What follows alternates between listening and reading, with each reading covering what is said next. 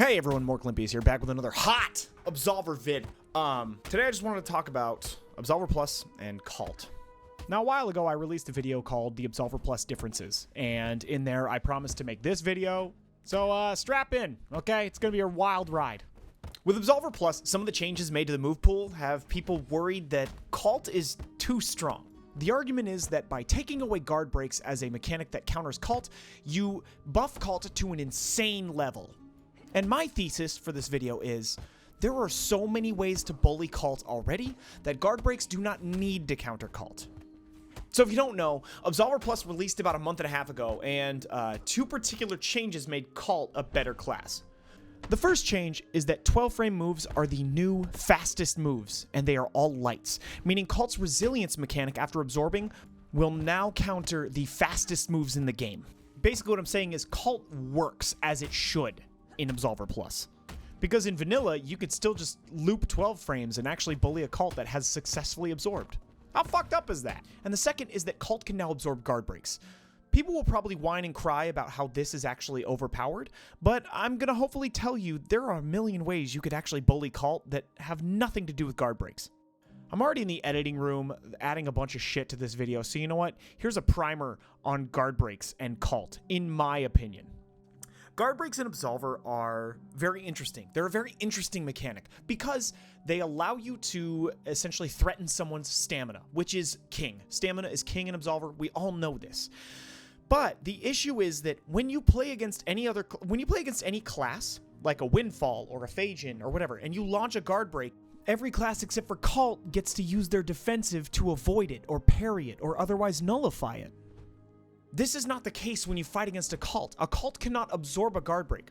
So, when you think about throwing a guard break against a Kahlt player, you are the most comfortable you could ever be in this game. Ever.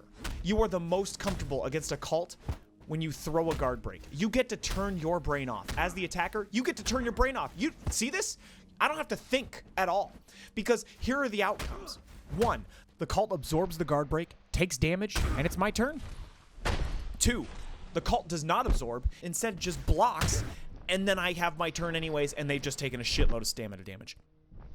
Or 3, they manual dodge, lose about a quarter of their stamina, and a lot of the time they still get hit. At high levels, it should be no surprise why every Kahlt has to run an avoid move, like Tetsuzanko. They have to, because it's the only way that they can introduce an option that isn't shitty for them. The changes made in Plus are healthy for the class. It makes Kahlt actually playable without having to crutch on something like Tetsuzanko or some other strafe or like a jump or a duck move. Now the counter argument to this is likely, well, Kahlt was already good and now you're making it better? Let me stop you right there, because Kahlt was not already good. Let's talk about Kahlt relative to the other styles, and, well, I hope that afterwards you see what I see. Okay, so when we talk about styles, Kahlt doesn't work like the other styles. Every class has an it's my turn defensive style. In the worst case, it's back to neutral. Except for Kahlt. When I parry, it's my turn. I sometimes confirm, and I'm plus, and my defender must take their turn back. When I avoid, it's my turn. I confirm, I am plus, my defender must take their turn back. If I stagger and I land the hit, guess what? It's my turn. If I stagger and instead opt to feint, I still get an avoid, and it's neutral in the worst case. And I'm not really going to talk about Phajin, because Phajin has elements of stagger, Windfall, and Forsaken all built into it. So I can kind of cover Phajin roughly by covering the other 3. But what you need to know about Phajin is that generally Phajin will, for the most part, grant you your turn on a successful defensive. Kahlt is the only class that isn't guaranteed their turn.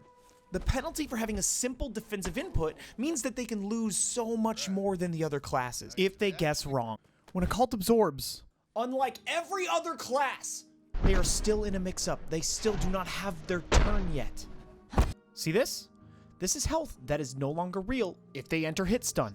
But if they could take their turn back and hold on to pressure, they have a chance to regain this health. But let's take this example from Double. Here, Double is pressuring me. I manage to get my turn back, and Double absorbs.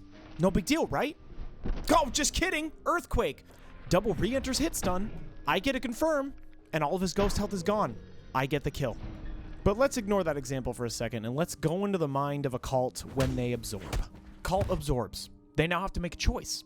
Do they use the fast option, or do they use their slower, more mix-up based option? On the surface, it seems like, well, Mork, why wouldn't you just use the fast option? Of course you'd use the fast option. You want to use the option that will guarantee your turn as much as possible. And I would agree with you. I would agree the fast option is probably the option you want to use. However, if during the fight, the other player has paid attention to the Kahlt's stance openers, they might know the Kahlt is going to go for the fast option. This is a reactable situation for them. People can see blue and react to the fast option and then do damage to the Kahlt as if they hit them twice pretty much for free.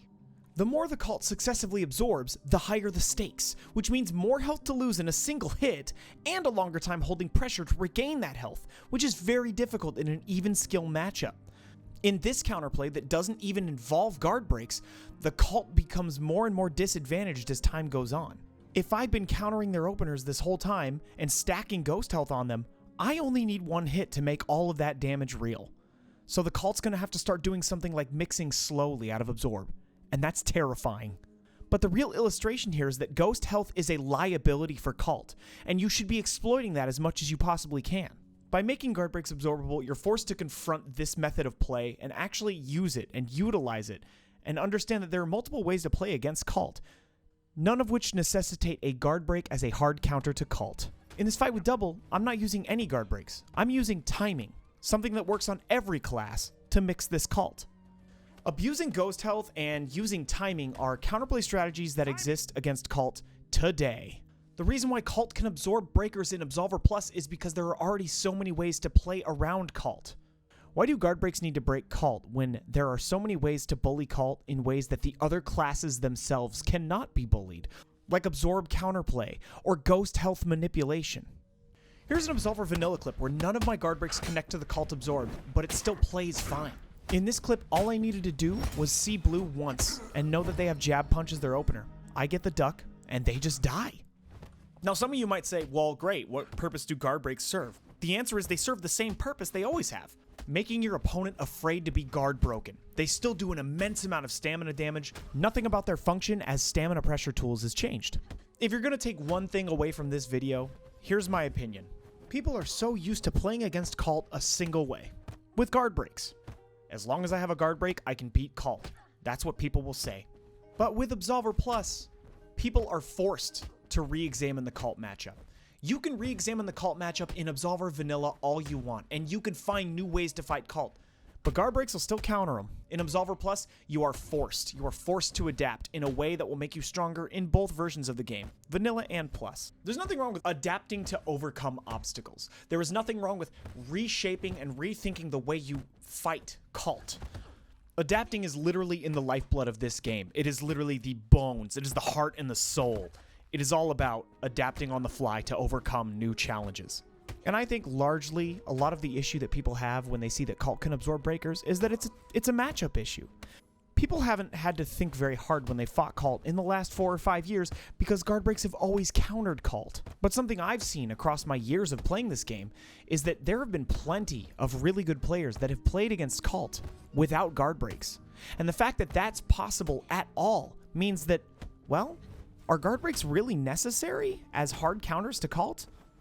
I say no. And Absolver Plus, hopefully, as time goes on, will be the proof for that. If you're still here, welcome to the end of the video. I hope it gave you some perspective on where I'm coming from. I really appreciate the watch, and you know what? Hey, I'll catch you next time I make a video. So let me know what in the comments. I don't give a shit. If I could do whatever. See ya.